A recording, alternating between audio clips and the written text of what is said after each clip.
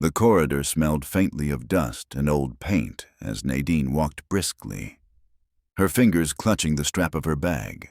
She was already late for class, the hum of chatter fading behind her when she noticed him again.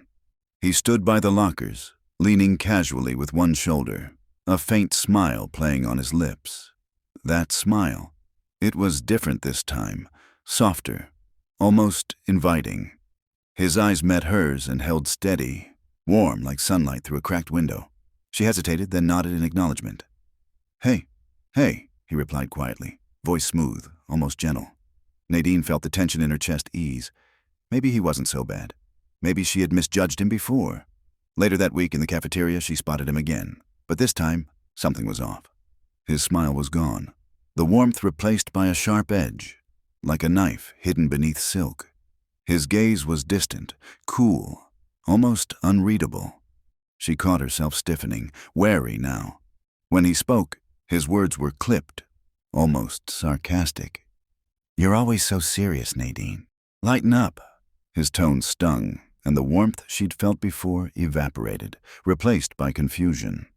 Is this the same person? She wondered, the pieces not quite fitting. In the days that followed, she saw him slipping between these moods, the easy kindness that made her heart flutter, then the cold distance that made her want to retreat.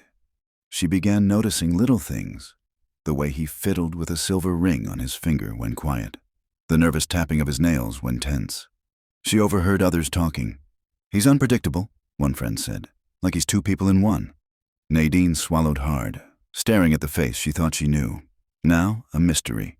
One afternoon, while studying, he approached, eyes soft and apologetic. "I didn't mean to be rude earlier." She looked up, searching his face for the warmth she hoped to find, but it flickered like a candle in the wind. There, then gone. "Who are you, really?" she thought, the question echoing deep inside her.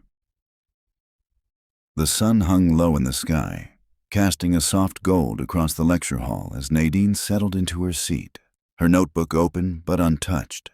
She kept stealing glances toward the entrance, where she half expected to see him or whoever he was that day. And then he appeared. Same face, yet different somehow, like a shadow flickering at the edges. He slid into the seat beside her, voice low but steady. "Hey." Nadine hesitated, the flutter in her chest mingling with a knot of uncertainty. "Hey." For a moment, the space between them was filled with silence, heavy and strange. Then, almost too quickly, his expression shifted, eyes narrowing slightly, lips twitching into a smirk that didn't quite reach his eyes. "You've been avoiding me." She blinked, caught off guard by the sharpness. "I wasn't avoiding you." He laughed, a short, bitter sound, and leaned back. "Sure you weren't." Nadine's fingers tightened around her pen. She wanted to ask him what was going on, why he seemed like two different people, but the words wouldn't come. Instead, she watched as his gaze softened, vulnerability flickering just beneath the surface before the mask snapped back in place. "Look, Nadine, I don't mean to mess with your head. It's complicated." She wanted to press further, but the moment passed. He stood, brushing past her with that same enigmatic smile, leaving behind a trail of questions. As the lecture began, Nadine's mind raced, piecing together the fragments. His shifting moods, the subtle habits, the contradictions in his eyes, and still, she didn't know who he really was. The next day, Nadine found herself walking with her friend Amara after class. The conversation drifted toward the boy, though she didn't mention him by name. "Did you notice how different he can be?" Amara said quietly, glancing around as if afraid someone might overhear. Nadine nodded slowly. "Yeah, sometimes he's warm, almost kind. Other times it's like he's someone else entirely." Amara shrugged. "People say he's got two sides, like he's playing a part. Guess it keeps things interesting." Nadine wasn't sure if interesting was what she wanted. It only made her more restless. That night, lying in bed, the dark pressed in around her like a second skin. She replayed every encounter in her mind, searching for clues. The way he absent-mindedly twisted that silver ring, the quick flicker in his eyes when she caught him off guard, the strange comfort she felt one moment and the sudden chill the next. Why can't I figure him out? She wondered, heart pounding. Her phone buzzed. A message from an unknown number. Sometimes what you see isn't the whole picture. Her breath caught. She stared at the screen, the room silent except for the faint hum of the city outside. And the puzzle pieces still didn't fit. The announcement came softly over the classroom speakers, but Nadine's heart thudded loudly in her chest. For the upcoming project, pairs will be assigned randomly. She looked around, unease curling in her stomach. Minutes later, the list was posted. Her name sat between two others. One she recognized, the boy she'd been tangled in confusion over.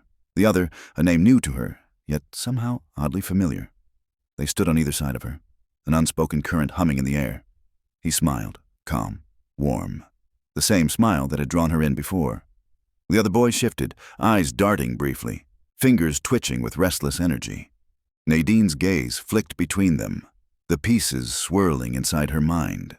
The calm boy began talking softly about the project, voice steady and patient. The other interrupted, a sharper tone, teasing undercurrents weaving through his words. The difference was subtle, but impossible to ignore. Nadine's chest tightened as she realized the truth she hadn't wanted to face. Nadine. The two boys exchanged a brief, almost imperceptible glance. So quick Nadine thought she imagined it. Her breath caught, heart pounding loud enough to drown out the murmurs around her. For a heartbeat, their faces were mirrors, identical lines, shared flickers in their eyes, before the moment slipped away like a shadow fading at dusk. Nadine's fingers trembled, tightening around her notebook. The room felt suddenly smaller, the air thick with unspoken truths. She swallowed hard, the quiet puzzle pieces finally settling, not into a clear picture, but into a question she wasn't sure she wanted to answer. Because some mysteries, she realized, weren't meant to be solved all at once.